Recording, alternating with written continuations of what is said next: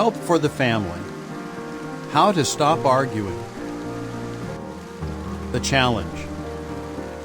Are you and your spouse unable to discuss things calmly?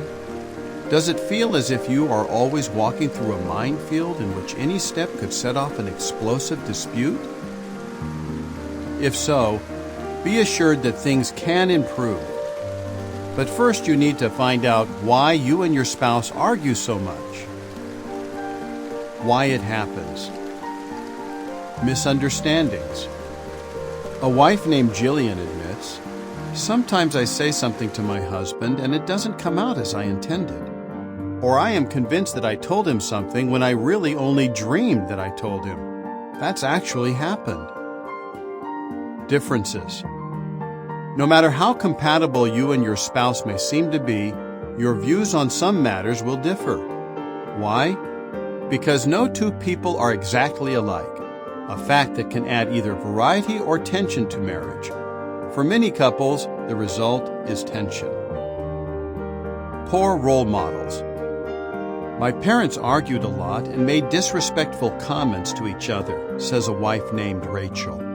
So when I got married, I talked to my husband the way my mother talked to my father. I had not learned how to show respect.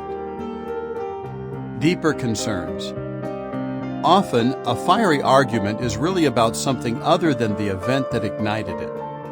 For example, a dispute that starts with, "You're always late," may not be about the need for punctuality, but about one spouse feeling that he or she has been treated inconsiderately. Whatever the cause, frequent arguing can adversely affect your health and can even be a predictor of eventual divorce. How then can you stop arguing? What you can do. A key to preventing arguments is identifying the underlying issues that fuel them. When things are calm, try the following exercise with your spouse. 1. On separate sheets of paper, each of you should write down the topic of a recent argument. For example, a husband might write, "You spent the whole day with your friends and didn't call me to tell me where you were." A wife might write, "You got upset because I spent time with my friends." 2.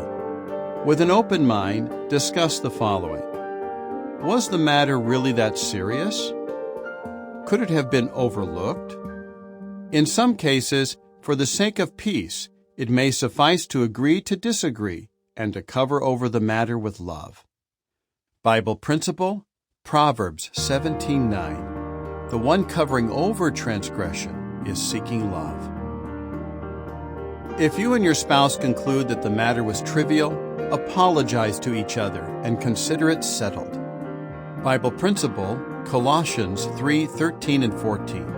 Verse 13 reads, "Continue putting up with one another and forgiving one another freely." If the matter seems more serious to one or both of you, proceed to the next step. 3. Write down how you felt during the argument and have your spouse do the same.